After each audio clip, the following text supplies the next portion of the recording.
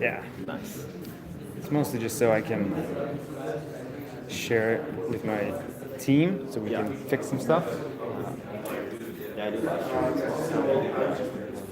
Yeah, I watched quite a bit of your stuff actually. Oh, cool. Checked out your website and stuff. So. Oh, nice. Yeah. Well, We watched some of your videos like the first couple weeks. Oh, yeah? When we were doing customer discovery. Nice. But then I just like scoured. That's not- Yeah, because I do like most of the stuff too.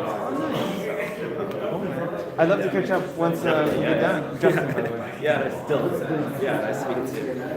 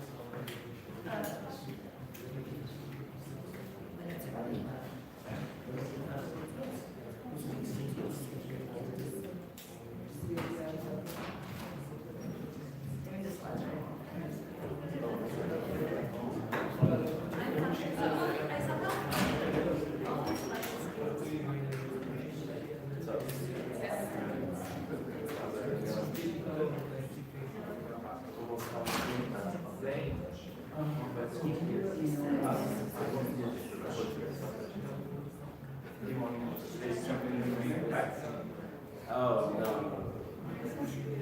Yeah, I forgot. It's always something.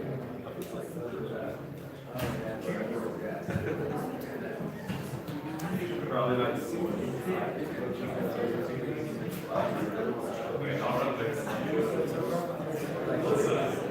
Yeah.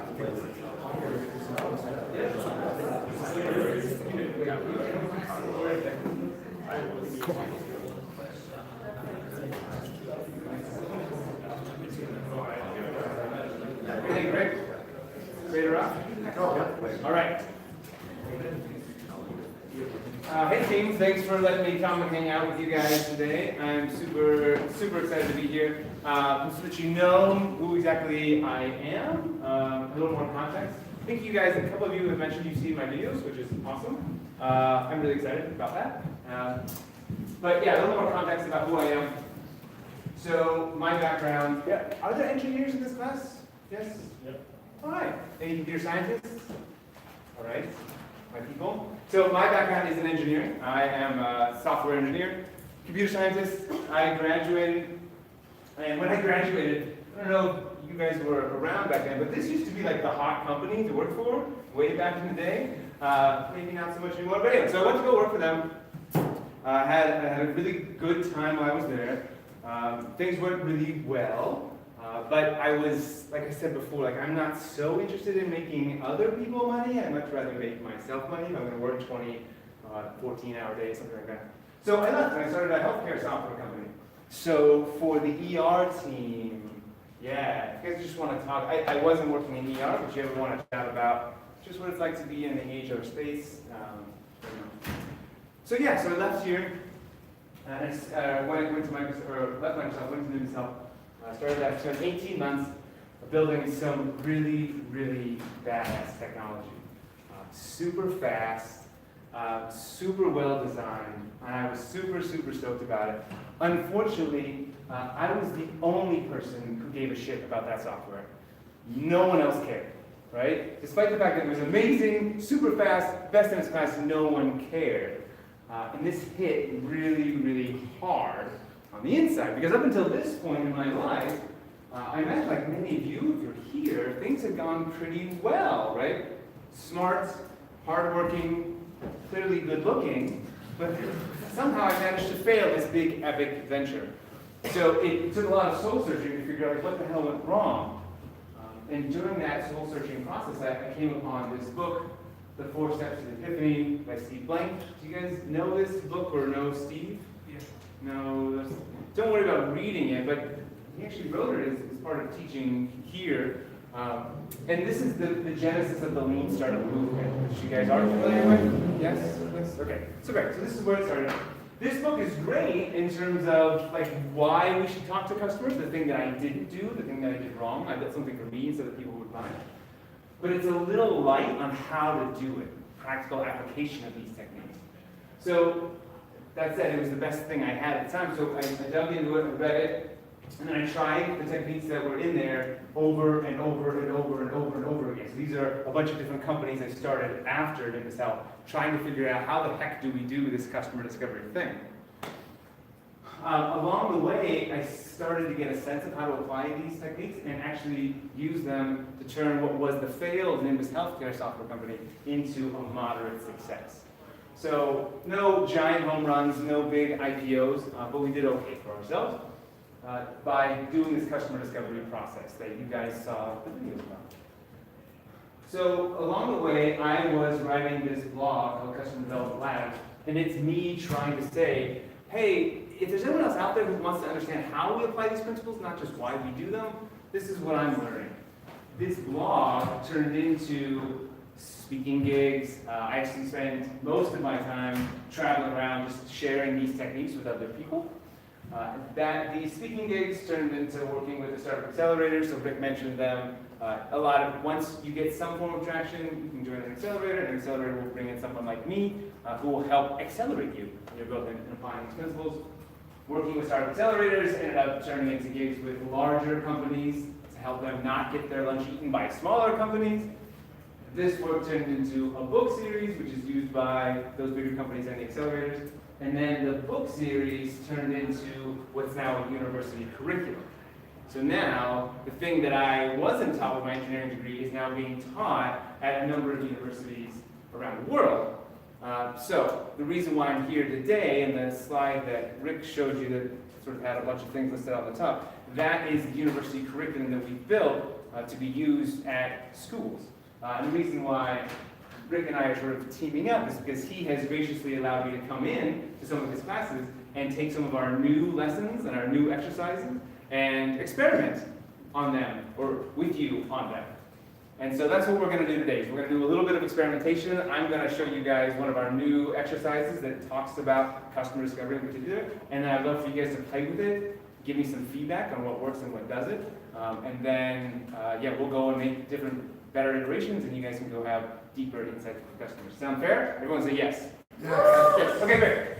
So with that in mind, today we're talking about customer discovery. I know you guys are sort of on finances, and customer discovery was way back at the beginning, which is where it should be. But Rick had sort of mentioned, like, maybe it's worth going over again, and maybe we can go just a little bit deeper, because this really is the foundation of everything we're going to do. Like, everything you're going to do as founders. Like, this is it. At the end of the day, if you're not understanding what your customers' problems are, you're going to have a hard time doing anything else that we talked about as far as finance goes. So, with that in mind, we're going to play a game today with these customer interviewing cards.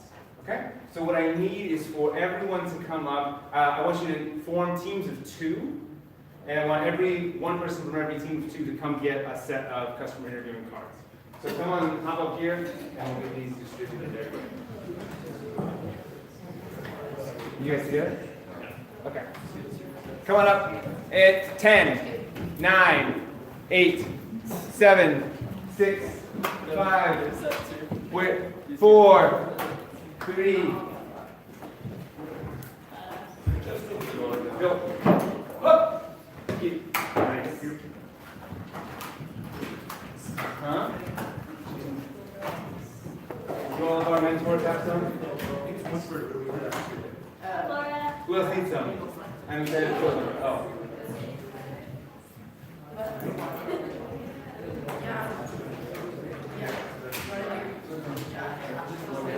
All right.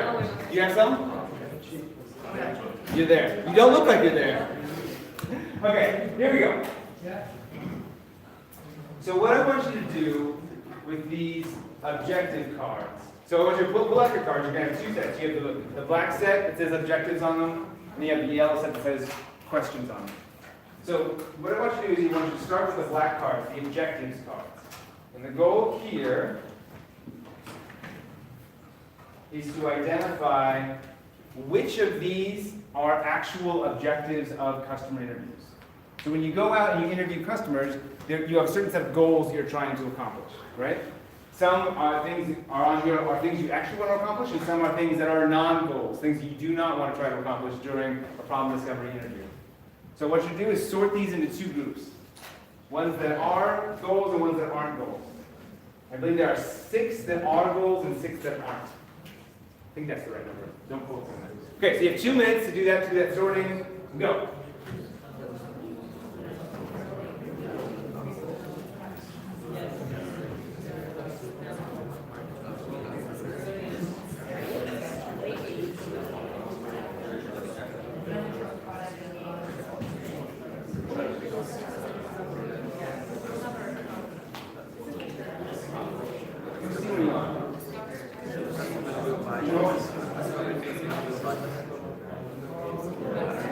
You need a team?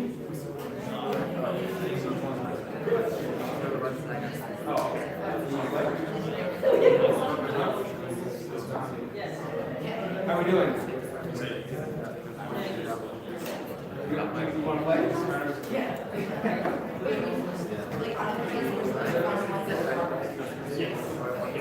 Out of the objective cards, just the black ones for right now. Which ones are objectives and which ones are not?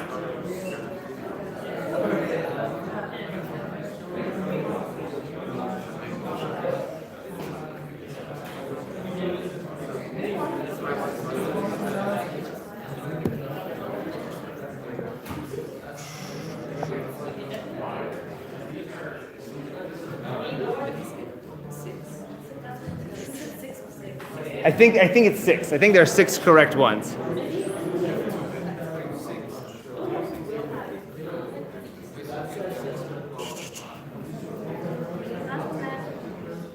Rick, yeah, we should play.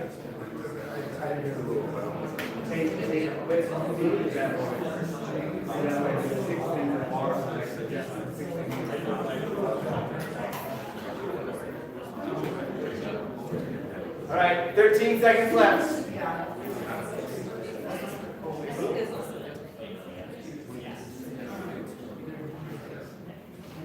3, 2, 1. All right. Okay, so you should have them divided into 2 sets. Now to figure out whether you got them right or wrong, we're going to play a little something. You guys might have done this before, maybe in other classes. Kahoot? Have you guys played with Kahoot before? Okay. So for those of you who had, you already know how it works. For those who haven't, we're going to show you. What you're going to do is crack open your phones, and we're going to play this game. So you can do it on your computer as well. So each team should have one person who joins. It'll come up here, there'll be a URL that you want to go to.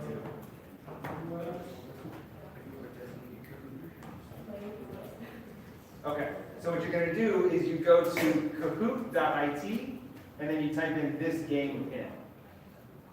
And once you do, it's going to have, ask you for your team name. So you enter in your team name, and then your individual name. It doesn't have to be perfect, doesn't have to be right, just enter something in. We should play. So you can. Nice.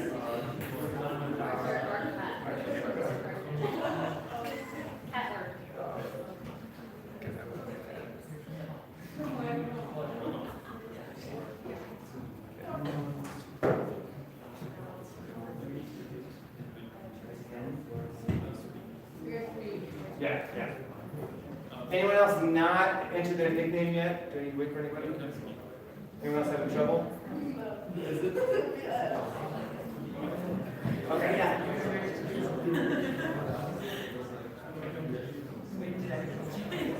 All right, you ready? Anybody else need more time? 3, 2, 1. Okay, so what you're going to do now, it's going to show each of the, well, we'll do a practice. I think there's a practice question in here. So you're going to answer the question that pops up here. How many days does December have? Okay, and then you're going, if you think December has 30 days, you're going to hit the red triangle. If you think it has 31 days, you're going to enter the blue diamond.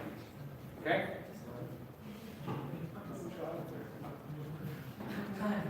All right. Yay! Everyone got it right. Yay! That's how it works. Okay, good. Okay, so now we're going to get into the fun stuff. So I'm going to show you an objective, a customer interviewing objective, and you're going to say, if it's not an objective, if it's not correct, I think it's this one. Okay, not objective. And then if it is an objective, you're going to hit the blue one. Okay? So what color is the not objective? Red. What color is the correct objective? Purple. Very good. And for those who are red-blue colorblind, that's a thing. This is Berkely versus Stanford. Aha. Okay. All right. Here we go. First one. Oh, no, there'll be scoreboard. So yeah, it's a competition, by the way. All right. Objective. Discover if customers will buy your solution. Is this one of our objectives for problem discovery interview? If it is, oh, sorry, I lied. Good interviewing objective, it's the opposite of what I said. Good is the red one. Bad is the blue one. Good, yes, this is an objective. Bad.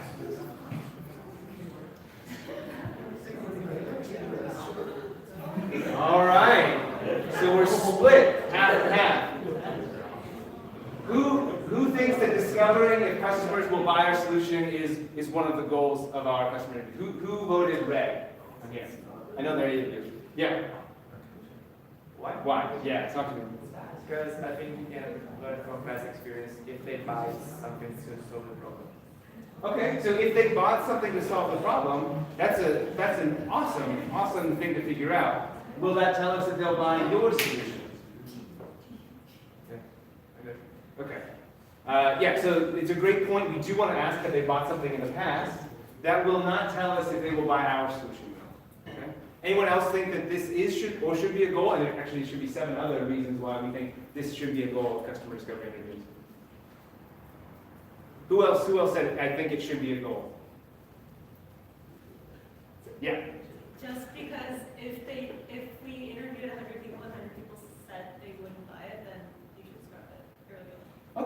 Okay, so if 100 people say they're not going to buy it, then we should just sort of cut our losses and go do something else, right?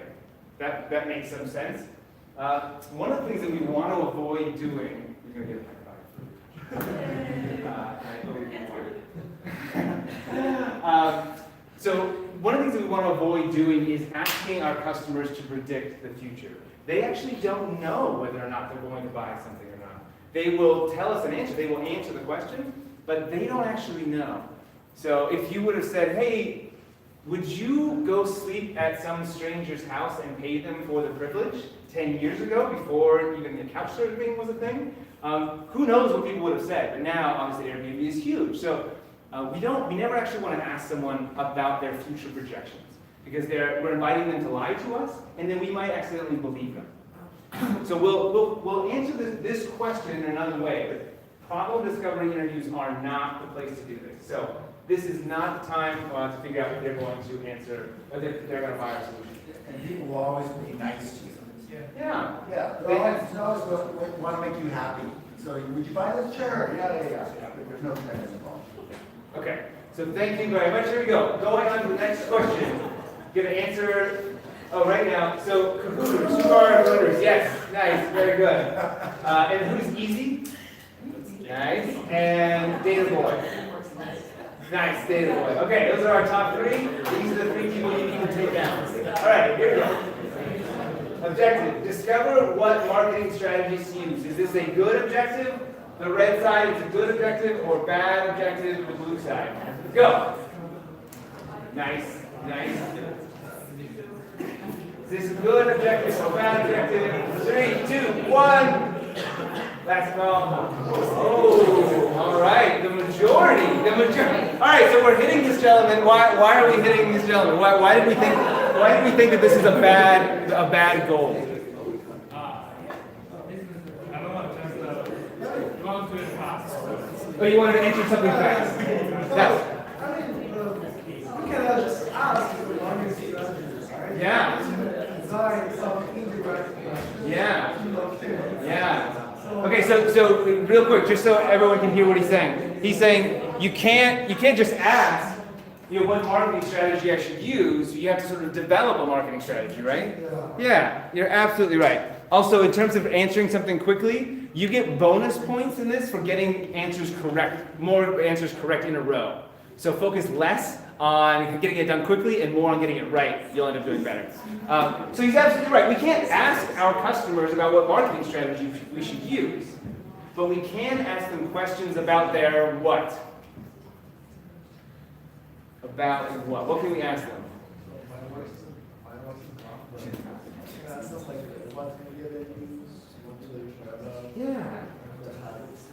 Yeah, so we can ask them like what media they use, like where they look for solutions to their problems. We can ask, what other things can we ask them about? What's the name of this type of interview? Anybody? Starts with a P? Ends with albums? Oh, who said problems? Cahooters, nice. Cahooters, virtual high five. Okay. Yeah, we can ask them about their problems. And their problems, that's the core of our marketing strategy. Right? Where they're looking for solutions to their problem, that's our marketing channel. Right? So our customers will help us develop our marketing strategy. And this is one of the biggest reasons we want to do customer discovery interviews. Because marketing is hard. Marketing is really hard. But we interview our customers and we will discover the right marketing strategy. Yeah. All right, next up. Data Boy in the lead now. Anonymous. Yes, Anonymous is number 2. And Easy's hanging in there with 3. Yeah. All right, here we go. Data Boy's over here. Yeah. All right, here we go. Next. Objective. Identify how much customers will pay for your solution. Is this a good objective, red, or a bad objective, blue?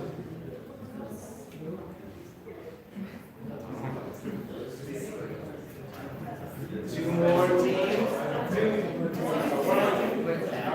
Nice. Yeah. Well done. All right. Who wants to say why this is a non-objective? Why this is a bad objective? Who wants to shout it out? Yeah. Probably the same idea as the first question. Like you can ask some questions, but you cannot make sure about your solution. Absolutely. Awesome. Yeah, the whole notion of these discussions is these are problem interviews. We're asking them about their problems. We're not even talking about our solution at all. In fact, we'll do no talking about our solution. And they'll never know how much they're going to pay us in their solution, okay? Because we're going to ask them, they're going to lie to us again. So this is not the time to talk about our solution, and definitely not the time to figure out how much they'll pay. There are other better ways to figure that out. All right, next up. Data boys in the lead now, easy. Oh, and Gert, where's Gert? Is this? No? No? Okay. All right, so there's a gap here between second and third. Someone can step up. Here we go. Discover what kind of functionality your solution should have. Good objective or bad objective? Go.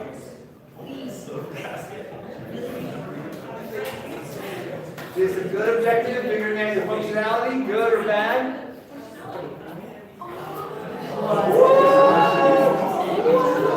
Oh man! Oh! Scandalous! Okay, I need someone from the red. Who thought this was a good interviewing objective?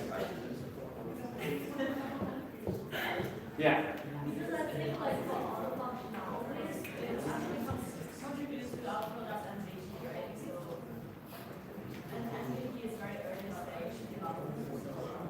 Okay. Okay. So awesome. Thank you. So the idea was our MVP will be inspired from our customer discovery interviews, right? That's fair. Our goal, however, during these customer interviews is actually not to elicit anything about functionality at all. Because functionality is associated with our solution to a problem. Okay? So if during our conversations we are constantly looking for and listening from our customers for clues about functionality to solve the problem, we are not intentionally paying attention to their problems. The whole process of identifying the solution to the problem comes after the interviews. After we've heard about their problems, their emotions, where they're looking for solutions, the competitive advantages, once we collect all of that information, we will use that to sort of inspire the iteration process and ideation process for coming up with functional solutions. But during the interviews themselves, this is a non-goal. Okay? So, great job for the 4 who either clicked wrong or just knew that was the right answer. Well done. Let's see how that affected our meeting. Any questions about that? Any concerns? Any pushback? Yeah. I'm curious if we're getting into a market that's fairly saturated and you're trying to, I know this might not be the best way to build a business, but if you're trying to gain a competitive edge based on like certain functionalities that your product has that others don't, I guess how do you go through that process in the interview stage without eliciting some sort of, or alluding to a specific functionality? Yeah, great question. Is this so we can get some specifics, so we can get a little more detail. Is it with respect to record? Are you thinking about this, or is there just sort of a general question? Yeah. So I guess for Secuda, like we're going into a pretty saturated market, right? So one of the competitive edges is like we need a functionality that's different. Something has to be different than what other people are currently doing. Right. So how do we hit something that I guess 2 core technologies might be fairly similar, but it's one thing that's going to drive it to us versus someone else? Right. Great question. Okay, so how do we have a distinguishing competitive advantage without focusing on functionality so much, right? So the way this will work itself out during your customer interviews is you'll ask your customers, in your example, what's the hardest part about, did I hear you're targeting female identified people? Yeah. Okay, what's the hardest part of being a female identified person? And they're going to, hopefully, our assumption is they're going to say, I feel really scared walking home at night. And you say, oh, okay. So what sort of things have you done to try and solve this problem? And they're going to say, oh, I use Uber, I think you mentioned, or something else. And you say, okay, great. Or maybe I've tried some other jewelry thing. And you say, oh, okay, awesome. Can you tell me, what's not ideal about those solutions? And they'll say things like, oh, it doesn't match my wardrobe, they look funny, or whatever. The problems themselves will inspire the new functionality. But you will not talk about or ask about or say like, hey, what do you think about an interoperable new kind of doodad, right? And we'll get feedback on the functionality later when we do solution interviews or when we do actual pre-order testing or usability design, all that kind of stuff. Right now, we're just eliciting for those problems. Tell me about the problem, tell me the words you use to describe the problem, where you look for solutions, what are not ideal about your current solutions, and what emotions you associate with those problems. And that's kind of what we're going to gobble up. And then we'll take that later and turn it into like functional solutions to that problem. Does that make sense? Yeah. Okay, awesome. Will you high five them for me? Thank you. Okay. Any other questions about this? 3, 2, 1, here we go. Oh, Data Boy still a commanding lead. Oh my gosh, look at this Data Boy and Easy. I think you guys know the answers to this. Okay, here we go. Next up. Objective, discover the emotions people associate with the problem you're trying to solve. If anyone was paying attention to what I just said, you should know the answer to this one. Go. Oh, almost unanimous, almost unanimous. All right, now we have to talk about it. What? In fact, we're just going to assume it's a fat finger. Accidentally hit the wrong one. We're going to move on. Yes, we care about emotions. Okay, but I do need to hit this home. Emotions, at the end of the day, emotions are what drive decision making. People buy emotions. This is the core of what you're looking for at the end of the day for your customer discovery interviews. If nothing else, we're trying to discover people's emotions. So it's not about interchangeability, right? It's not about, and the report, it's not about like, whatever it is, the ER, folks, it's not about more customers. It's about the emotions that's driving the CFO of that hospital to want to have more customers in their ER. It's about the emotions of safety, not about the interoperability or exchangeability. Okay, all right, this is looking pretty monotonous. Someone needs to take their phone away from these guys. See if we can. Should change this up a little bit. Objective, identify early adopters for your solution. Is it a good objective or a bad objective? 2, 1, go.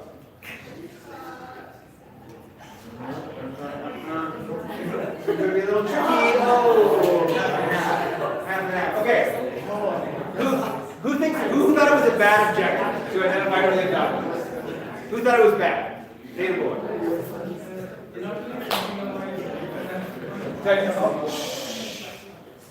I guess since you're not really trying to validate a suggestion, you're trying to understand the problem. You can actually see how many cases. Yeah, right. Great. Okay, thank you. So the sort of the logic is, look, if we're not testing solutions, how the heck do we identify an early adopter? The answer is the definition of early adopter you use is going to change how you answer this question. The definition of early adopter that I use is someone who has a problem.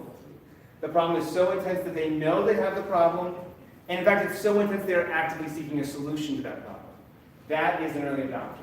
And actually, that's one of the things that we're looking for, if not the thing we're looking for during our customer discovery interviews. Even if people tell me they would not buy my product, if they are actively seeking a solution to that problem, that tells me this is an early adopter for a solution to the problem. May not be my solution, but it's a solution. And that's what we're looking for. So absolutely, 100%, this is one of the things we're looking for when we're doing our customer discovery interviews. Questions about this? A definition of early adopter we can sort of spend a lot more time on, but yes, this is a goal. All right, Easy takes the lead. Nicely done. Who's Firmo team? Nice, in the back. Oh, good. Oh, you guys are still friends. Okay. Okay, here we go. Next up. Identify what product names customers prefer. 4. Good objective is the red, bad objective blue. 2, 1, go. Identify product names. Everyone's answering quickly. Should be one left. Anyone out there? Yay! Round of applause. Everyone gets it right. Yay! Okay, I don't even need to go over this one. We all get it. It's not about solutions. All right, next up, objective. Discover what marketing material to produce. Is this a goal of your customer discovery interviews? Yes or no? Good objective, red. Bad objective, blue. Is this a goal? Yes. Deliberation.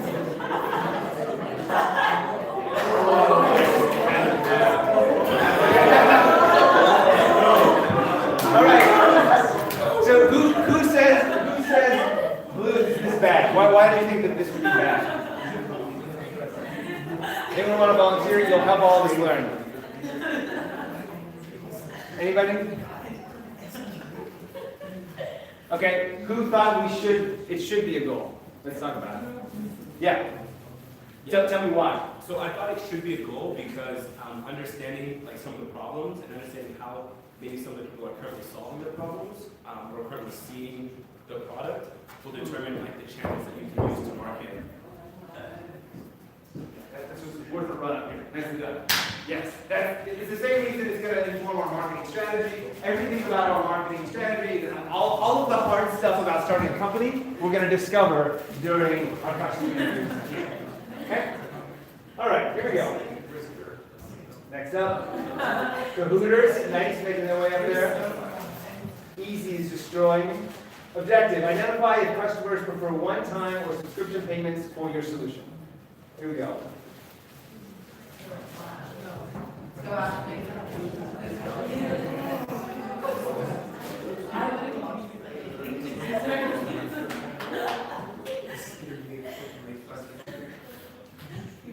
Nicely done. We'll assume the one team here, again, was just a fat finger. do we need to talk about who's entering the different options here? All right, here we go. Next up. Identify the competitive advantage your solution will have over others. I should see a lopsided result for this one.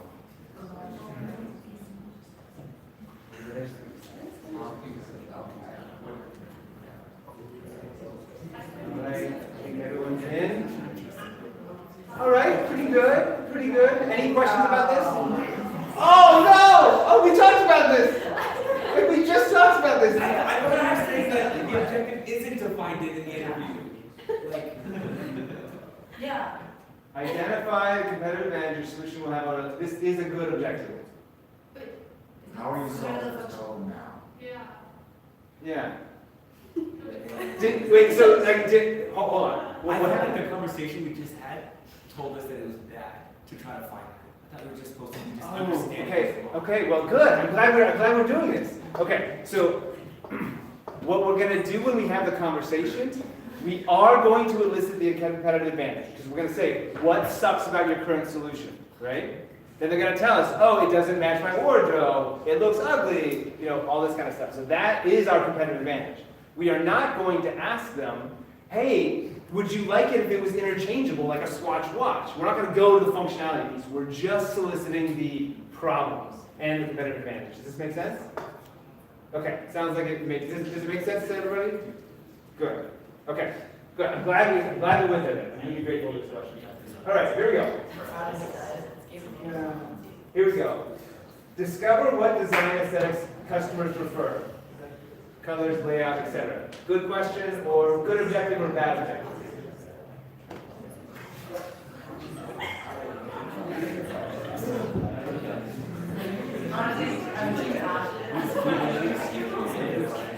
All right, design aesthetics. So it was a bias, but not a complete landslide. Why don't we care about identifying our customers' aesthetic preferences?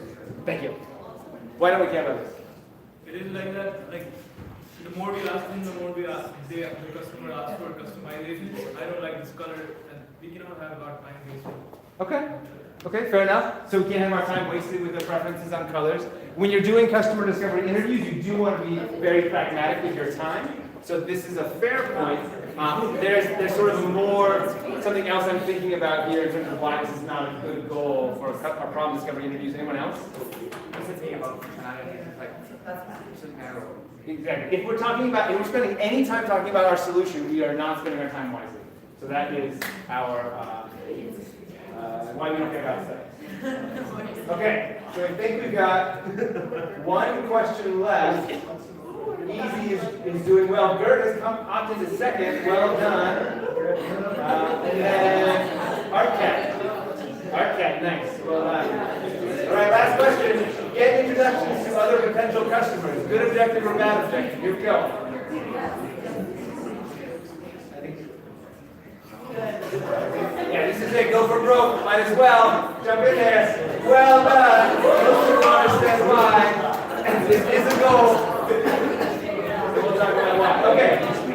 Will you help me answer that?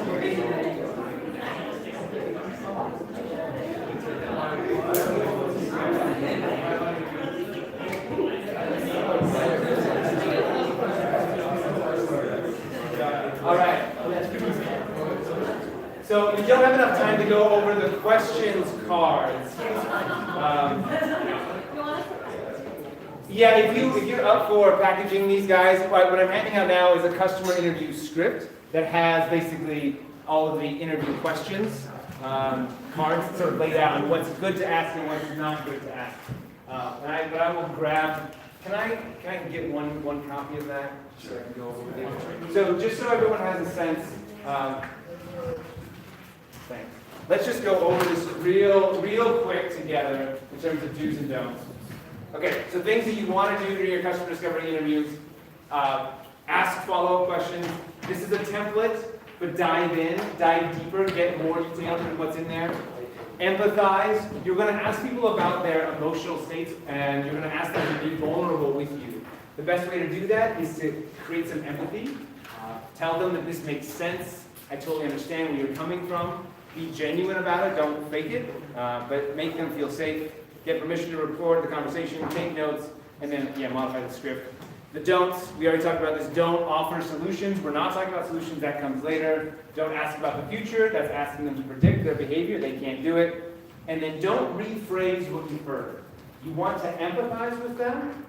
So you want to connect with them, but you want to use their words when you do it. So don't rephrase it and say, "Oh, I heard you say that you think your current jewelry is ugly." If they didn't say that, they say something. Okay. So then the intro question. This is just sort of to warm things up on the beginning, just so everyone feels comfortable. The meat of the interview is on the next page here. Okay. So problem details. What's the hardest part about being someone who identifies as female on the Berkeley campus? Right? So then we're going to set the context. They're going to tell us what the biggest problem is. Tell me about the last time you had that problem. When was the last time you felt unsafe on campus? We're collecting their jargon that they use. We can have assumptions about what they would say, but it's their words that we're going to use as our marketing copy. Okay? So they're going to give us our marketing copy there. What emotions come up when you think about this problem? This can feel like a weird question to ask people. It's far less weird than you might think. When you offer someone the opportunity to describe their emotions and their feelings, they will often take you up on it, especially if you tell them this is free therapy. They enjoy having someone else listen to their problems.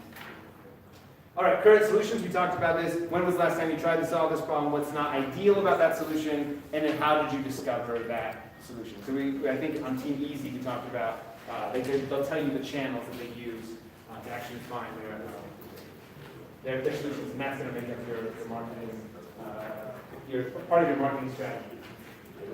Okay, so team, I want to thank you very much for playing that game. I would love to know from you guys, if you can, I've got a feedback survey that I'd love for you guys to fill out. If you're able to go to bit.ly/ecardfb, that will help us. It's totally anonymous, but it will help me make some changes for this. Like I said, this is used in about 45 universities, or will be next semester. So you'll be helping impact a bunch of other students like you. And feel free to rip us a new one if we need it. So feel free to.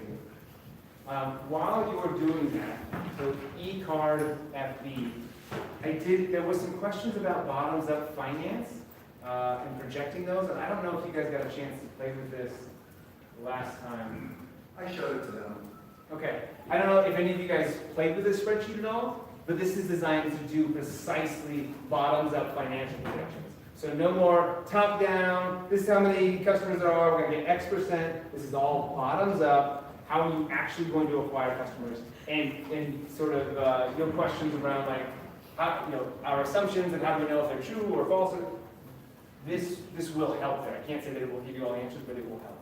So, yeah. So when building a 5-year plan or projection, you want to change the assumptions from a yearly basis. Like when we were putting the customer early adopters portion of it, we weren't sure if we were supposed to use that and how do we extrapolate it. Right. So that's a great point. This is not designed for that 5-year projection, which obviously is a high priority in this class. So I actually have a note on there. It's like, how do we help students do exactly what you brought up? You can use this to kind of just get a ballpark sense of what life is going to be like. The early adopters piece is basically like your first year piece. And then that early majority piece, these projections are ideas of like second years and following on. So you can use this as a starting point. And then one more question, we're just going to the bottom without the numbers, look at a graph on the side. I'm wondering if you can explain the graph a little bit. Oh, sure. I don't know that I have time, but yeah, okay. So yes, this is super interesting. Okay, let's go.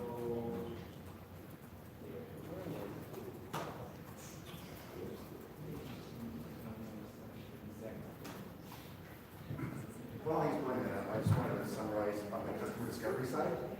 This is moving on.